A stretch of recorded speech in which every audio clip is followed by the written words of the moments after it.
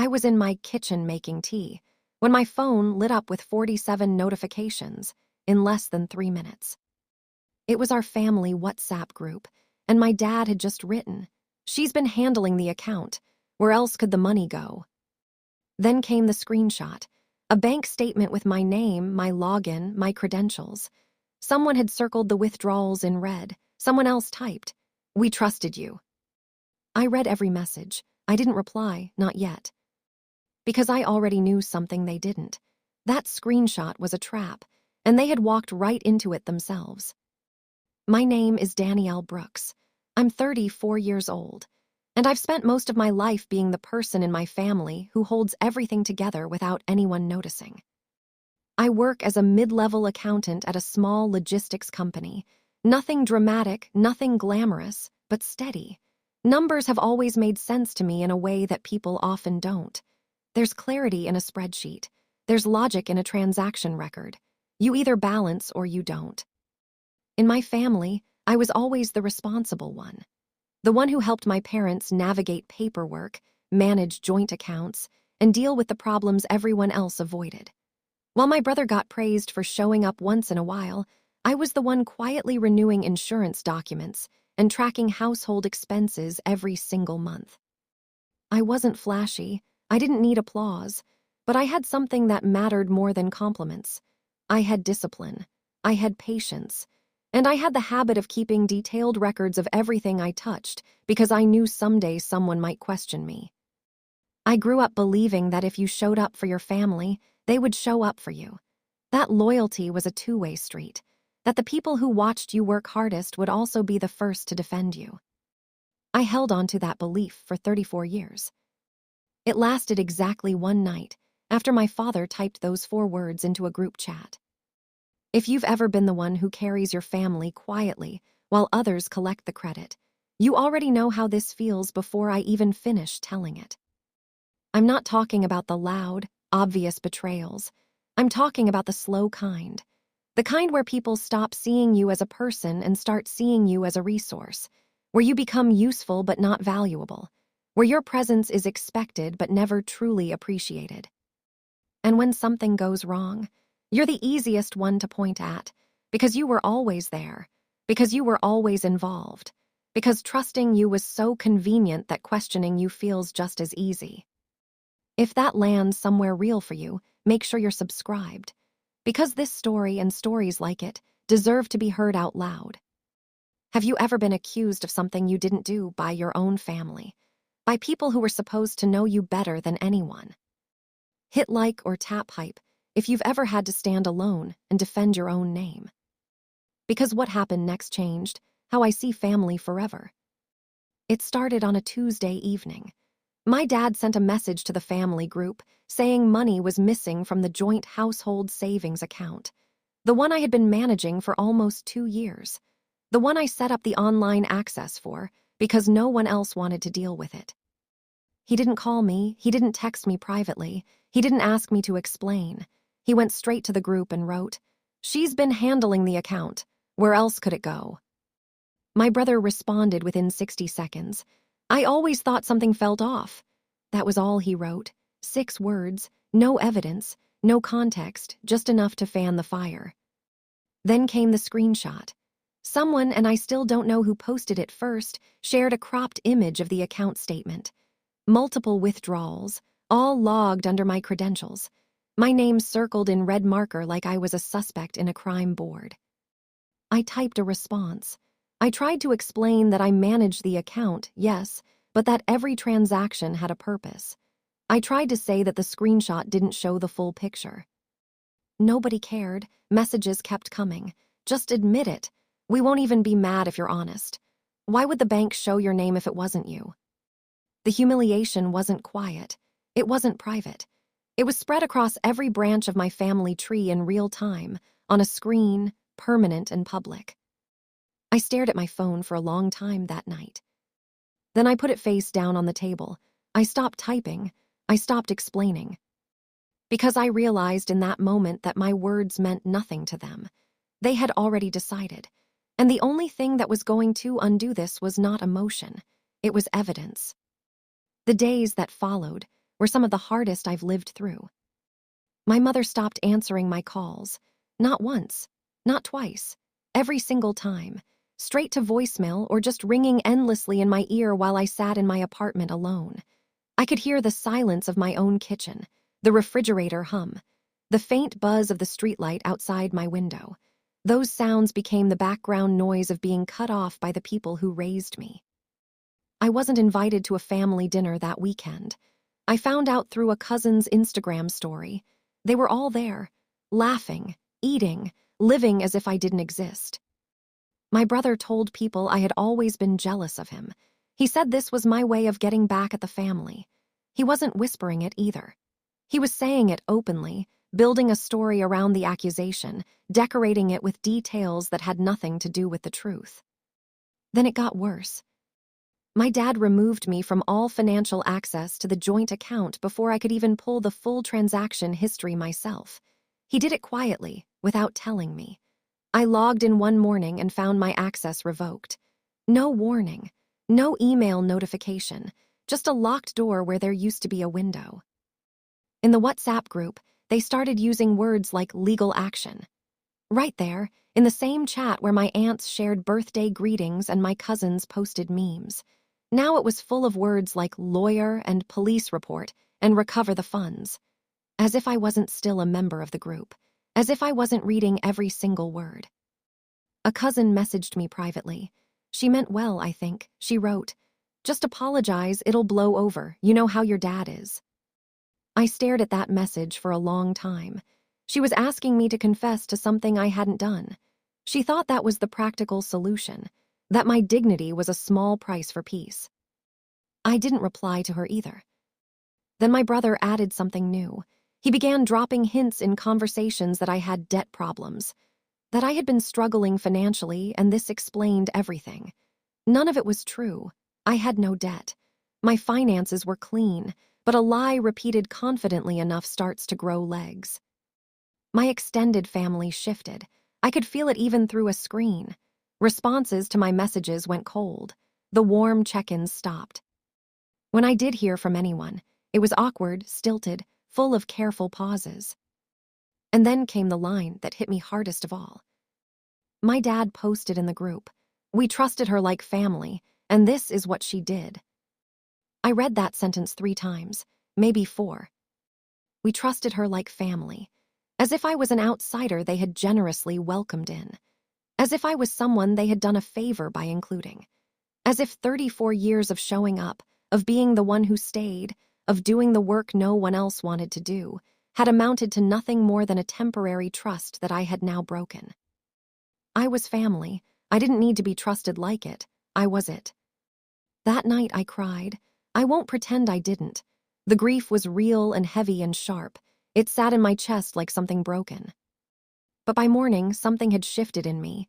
The sadness hadn't gone, but something else had moved in beside it. Something cold, focused, patient. I had work to do. What my family never considered was this: I am an accountant. I don't just handle numbers. I document everything, every single thing. For the entire time I managed that joint account, I kept my own records. Not because I was suspicious, because that's just who I am. Receipts, timestamps, notes about every transaction I initiated and why. It was habit, the same way some people keep a journal. They had shared a cropped screenshot, a partial view of one statement, a slice of data designed to look like the whole truth. I had something else entirely. But before I moved, I needed to be sure. Because what I suspected, if it was true, was not something I could get wrong. I needed to confirm it completely before I said a word. So I stayed quiet, and I started working. I called a woman named Priya. We had worked together years ago at a firm that handled corporate audits. She was meticulous, sharp, and the kind of person who could spot an inconsistency in a financial record the way other people notice a typo. She wasn't family. That made her the safest person I could trust. I sent her the screenshot my family had shared in the group. She looked at it for about 90 seconds and typed back, "This is incomplete. Where's the rest?" That confirmed what I already felt in my gut. Together, we submitted a formal request directly to the bank for the full transaction history on the account, not the partial view. The complete record with all attached metadata, timestamps, IP addresses, device identifiers, login session data. The bank required a few days to process it. I used that time to organize everything I had on my end. When the full report arrived, Priya and I went through it together on a video call. The room I sat in was quiet. Just the sound of my laptop keys, her occasional murmur as she reviewed her copy, and the soft tick of the clock on my wall that I'd never paid attention to before. Then she said, "Danielle, look at the device ID on these withdrawals." I looked.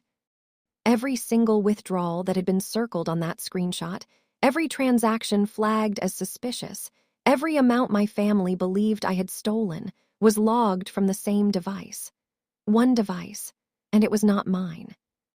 It was linked to a registered phone number, a number I recognized immediately. Meanwhile, my family had grown louder, more confident. My brother posted in the group, "Funny how quiet she got." There was a laughing emoji at the end. Several people reacted to it. They thought my silence was guilt. They were completely wrong. I waited until I had everything in order, every file, every document, every piece of evidence organized and clearly labeled. Then I opened the family WhatsApp group for the first time in days. I didn't write a paragraph of emotions. I didn't apologize. I didn't beg anyone to hear me out. I uploaded 2 files. The first was the full official bank statement, pulled directly from the bank, not cropped, not filtered. Every transaction, every date, every amount, every piece of metadata visible and complete. The second file was the login records, every session tied to every withdrawal, timestamp, IP address, device ID. Then I typed, "You're right, money was taken, but it wasn't me." I hit send. The chat went quiet, that particular silence you can feel even through a phone screen. No new messages, no reactions, nothing. Then I added one more line. Every withdrawal in that report was made from the same device. Check the device ID, then check who that number belongs to. It took about 4 minutes. Then my brother typed, "That doesn't prove anything. Those logs can be wrong." Nobody else said a word, because the timestamps were exact. The IP address was consistent. The device ID matched his registered number in the account's session history, the one linked when he had briefly had viewing access to the account months ago, an access my father had given him without telling me. My dad typed slowly. I could almost feel the weight of each word as they appeared. This can't be right." I replied once, clearly, without anger, without drama, without a single extra word. "You didn't ask me. You didn't call me. You posted my name in front of the whole family and decided I was guilty. You never once asked me." The group went completely still. In less than 30 seconds, the entire judgment that had been building for days collapsed under the weight of a document they couldn't argue with. I didn't wait for the reactions. I didn't stay to watch it unfold. I posted the evidence, I typed my response, and then I left the group. Just like that. My phone started ringing almost immediately. My dad, my mother, my aunt. Numbers I recognized, numbers I didn't. Messages stacked up fast. Apologies dressed in explanations. Excuses wrapped in the language of regret. My dad called it a misunderstanding. I sat with that word for a while. Misunderstanding. A misunderstanding is when someone mishears a time or gets the wrong address. What happened to me was not a misunderstanding. It was a decision. Multiple people made a choice, without evidence, without a conversation, without a single moment of doubt, to publicly accuse me of theft and then spend days building a case around that accusation while I sat in silence. That was not a mistake. That was a choice. My mother sent a long message. She said she was sorry, that she had panicked, that she didn't know what to believe. I read it twice. I didn't reply. Trust is not a tap you can turn on and off when it's convenient. Once it's broken in a particular way, something shifts. You can forgive someone and still understand clearly that they showed you exactly who they are under pressure. I chose distance, not because I was bitter, though the bitterness was there, but because I had spent my whole life working to be worthy of people who were never going to fully see me anyway, and I was tired.